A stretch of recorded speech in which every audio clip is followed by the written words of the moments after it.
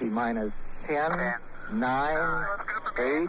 We have a go for main engine start. We have main engine start. 4, 3, 2, 1, 0. Space is big, really big, like totally super big, and there are some amazing things that happen. One of these things is a total solar eclipse, like the one happening soon in North America.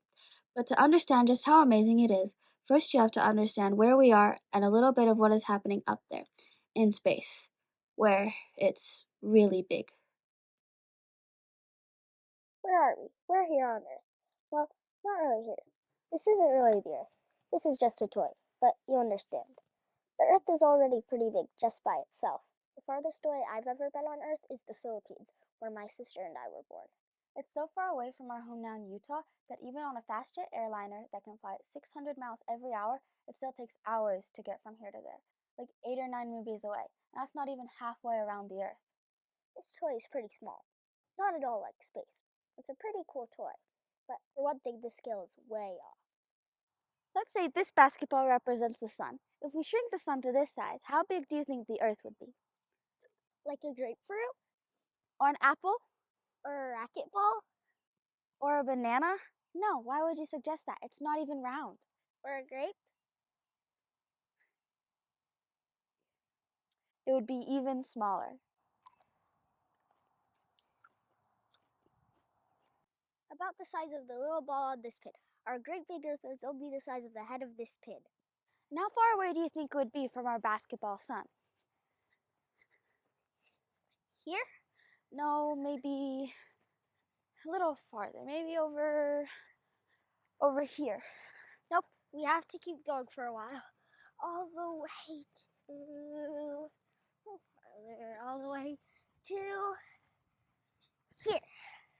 This is really far. The farthest away humans have ever gone is the moon, way back in the 1960s and 1970s.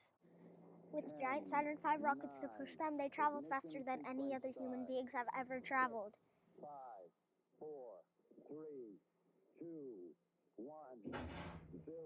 All engine running.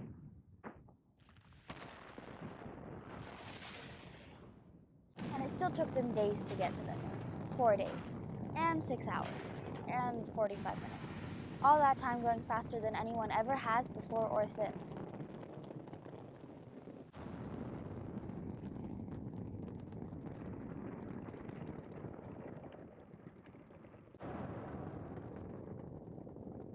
Look at how far away the sun is. On our scale model, the moon is less than 2.5 inches away from the Earth, and it's this tiny little speck. It's less than 1 single millimeter wide. 4 days going faster than any other human beings have ever traveled, and they only made it less than 3 inches away. Out here, you might notice something really interesting. When you stand at the same distance as our little pinhead Earth and put our little speck of a moon up, it's the same size as the basketball sun, all the way over there. But the Earth doesn't just sit there. In space, nothing sits still. Just like when anything is moving, it wants to move in a straight line, but it can't. That's because there's a big guy in the neighborhood that won't let it. The gravity from the sun.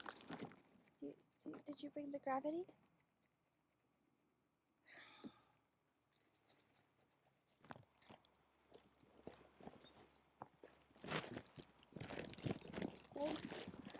The gravity from the sun holds onto the Earth and tries to pull it, making it move in a circle. The gravity from the Earth is the same thing to the moon. It circles or orbits around the Earth while the Earth orbits the sun. It only takes me a few seconds to run around my sister, but it takes the moon about 28 days to go all the way around the Earth. And it takes the Earth about 365 days to go around the sun. Sometimes the Earth is in between the sun and the moon. When this happens, the whole part of the moon that we can see is lit up, and we call this a full moon. Sometimes the Earth is off to one side, and then depending on the angle, we can only see a part of the moon is lit up. When this happens, we call it a crescent moon if only a little bit of the moon is lit up, a half moon if about half of the moon is lit up, and a gibbous moon if most of it is.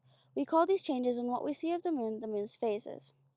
You might have also noticed that the lit up part of the moon is getting bigger until the moon is full, and then it starts getting smaller until it's facing the part of the moon that we can't see, and the part of the moon that we can see isn't lit up at all. We call this a new moon. Remember, during the new moon, the moon is in between the Earth and the sun. And remember, during the full moon, the Earth is in between the moon and the sun. When one of these things happens, there's a small chance for a very rare thing to happen. An eclipse! An eclipse is what happens when either the moon or the earth casts a shadow on the other one. If the earth casts a shadow on the moon, it's called a lunar eclipse because it looks like the moon is getting darker, and lunar is a word that describes things about the moon. If the moon casts a shadow on the earth, it's called a solar eclipse because it looks like the sun is getting darker, and solar is a word that describes things about the sun. You might be thinking, but why is that rare? Shouldn't the moon cast a shadow every time there's a new moon and it's between the earth and the sun?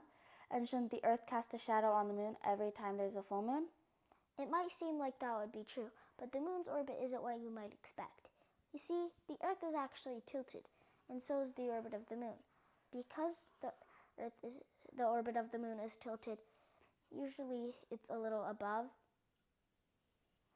or below the earth, so the shadows don't line up.